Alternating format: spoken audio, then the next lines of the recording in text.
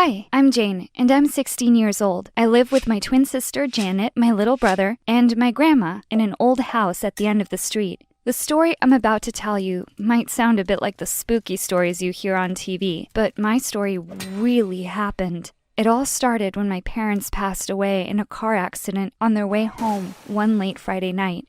I heard from Grandma that they lost them on the spot even before emergency services arrived. But since that time about 2 months ago, my brother Phil, Janet, and I not only became orphans, but we also had to move from our house to our grandma's and change schools. Before my parents' accident, I had only ever seen my grandma, who is my mother's mom, once, when I was about 8 years old, and I was not sure whether my twin sister could remember her. My dad's parents lived on another continent, and they were too old to travel the distance for the funeral. Immediately, my parents were put in the ground, and without allowing us to say our goodbyes to our friends, Grandma came to take us to live with her. I remember the events that happened as if it were yesterday. Janet was standing beside me in front of our parents' graves when she came to us and introduced herself as our grandma. She told us that we would be living with her. Her appearance alone was enough to scare my little brother out of his wits. He held my hand tightly as soon as he saw her approach us. Her hair was braided with all kinds of beads, and I was sure the number of chains she wore on her neck and on both her hands and feet would weigh more than my little brother. Phil was only about 3.5 years old. She even tied a sash around her waist, and on her forehead was a beautiful but strange tribal design. I could not believe that the woman standing in front of us was the person we were going to live with. In fact, I hoped she wasn't, and it was all a big joke. I took one look at my sister, and I knew she felt the same way. If our family friends who knew our parents so well and the police hadn't confirmed who she was, we would never have gone with her. We would have thought that she was some crazy lady who was trying to kidnap us and maybe use us as slaves or sacrifices or something. Yes, she really was that creepy. The death of my parents was the most devastating thing that has ever happened to my brother, Janet, and me. But living with my grandma, changing schools, and having no friends around was almost worse. On getting to her house, the first thought that came to my mind after we entered the house was that my grandma definitely practiced witchcraft. Her house did not have any strange smell, thankfully. In fact, it actually smelled nice, but there were so many tribal symbols painted in different corners of her house, even on the doorstep. Also, the spooky way she dressed and looked, and the fact that she lived in a very old house, a tad too much away from the other houses closest to it, further convinced me that I was right. It was surprising, though, to find out how caring and sweet our grandma actually was. Aside from some of her really strange ways and her stories about the supernatural, she treated us so well that sometimes we forgot about the loss of our parents. She packed all of our things from our old house. All of them, even the things that were difficult to pack. Janet's whole library of books were brought to her house, and she told us that we didn't have to start school immediately since it was December, and the Christmas holiday was drawing near. We did many things with her, like watch movies, bake cookies, and some other cool stuff. Eventually, if I'm being honest, we grew to like her. But something strange usually happened that baffled us. Every morning when my twin sister and I woke up, we usually heard Grandma chanting and singing some strange songs in a language we didn't understand in her room before coming downstairs to meet us. We were able to hear her because her room was right next to ours. At breakfast one morning, I decided to ask her the meaning of her morning ritual and why she did it. She then went ahead to tell us how she could venture into the supernatural through dreams, and anytime she had a dream she was sure was going to happen, she chanted to clear the way for another the next day. Of course, both my twin sister and I found everything she told us to be ridiculous, so of course we asked her to prove it, and she said she would.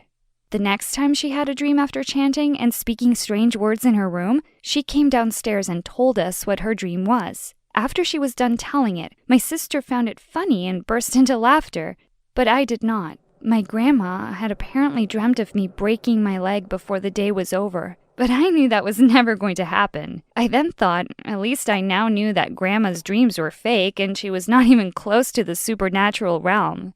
Just to be on the safe side, I was extra careful every time I took a step, and I made sure not to run that day. I decided to stay indoors, for I had made up my mind to prove Grandma wrong. Janet watched me all day because she also wanted to see if Grandma's dream would come true. "Stop scaring me, Janet," I snapped when I couldn't take it anymore. You should be making sure I don't get hurt, not watching me expecting it to happen." Night came, and my legs were still in perfect condition. No slips, no falls, nothing. Throughout dinner, I had a smug look on my face because I could not wait to rub it in Grandma's face that all the chance had been for nothing. I took our plates to the kitchen and headed to my room to sleep. The day was practically over already, and I was right. On my way up the stairs, I got a message on my phone. As I looked at my phone to check it, I don't really know what happened. The next thing I noticed was an insane pain, and I found myself twisting and turning in agony on the floor. Apparently, I had broken my leg, and my grandma was already prepared for it. Until today, I still do not know how I slipped, but I did slip, and I had to wear a cast for ages. From that day onwards, every morning we would ask Grandma what her dream was the night before, and it would come true that day. Every single one of them. From things about the weather to things about our neighbors we were not supposed to know, the kinds of dreams she had were endless. They were always so accurate. Janet and I even started to think of how we could make money from telling people things they did not know but needed to know would happen. It was fun, until one day when Grandma had a dream, and it was not a fun one.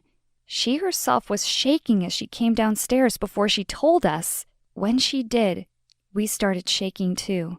She said she saw a hooded man dressed in black come into our house and attack us.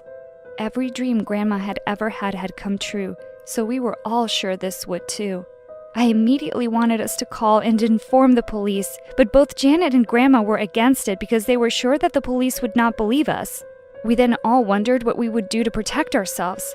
I had tried it the first time Grandma had a dream about me and it didn't work, so that made it even scarier. If we left the house, he might wait for us to come back. So we all decided that the best thing to do was to get extra security for our house. That day, we changed the doors into stronger ones and doubled all the locks. We even put locks on every window, and just to be safe, we bought cameras and placed them around our house. Everything we bought was expensive, but the man was definitely coming because it was Grandma's dream, and we had to be prepared for his arrival. As soon as we finished installing all the precautions we bought, that evening, it started raining cats and dogs, and it refused to stop. We were all sure it was an ominous sign, especially since Grandma already said it rained heavily throughout in her dream.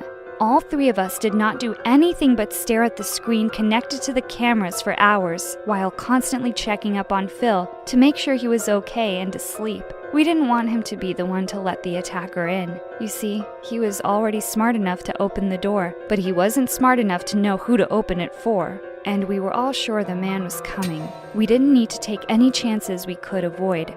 After waiting for a long time, we were all hungry and tired, and we started to doubt that the hooded man coming to attack us was ever going to show up. I even thought that maybe Grandma made a mistake, and the dream was not for today, but for tomorrow. I was tired and I wanted to go to sleep. Finally, we were all about to stop for the day when we saw the silhouette of a man approach our doorstep. Janet then started shouting, "He is hooded! He is hooded!" I immediately started dialing 911, but when the man pressed the doorbell, instead of trying to force his way in, I and everyone else was surprised. Why would someone coming to hurt us ring the doorbell? It was a trap, of course. The doors were so tightly secured, and he needed us to let him in so he could attack us. But what happened next shocked me. I was surprised when Janet, either because of bravery or because of utter stupidity, went close to the door and asked the person who he was. "Are you insane?" I thought. "What do you need his identity for? Just don't open the door, silly. You know he's here to attack us." And then the next thing was even more shocking. This time to all of us. It turned out that it was our neighbor, Mr. John, at the door. We asked him to remove his hood, and sure enough, it really was him. I was still skeptical about letting him in because all I could think about was how unlikely it was for me to break my leg the day Grandma had her dream, but it still happened anyway. We couldn't be too careful. My grandma and Janet, however, refused to leave the man outside in the cold. I kept on asking them to think, why was the man here today, of all days, and why did he come at this sort of hour, in the rain, and why, of all the coincidences, was he wearing a hood? My warnings fell on deaf ears, and eventually they let him in. I watched his every move from the moment he stepped in. We all walked backwards, ever so slightly, as he gradually came further into the house. He looked scary, all wet from the rain, and he had the biggest frown on his face.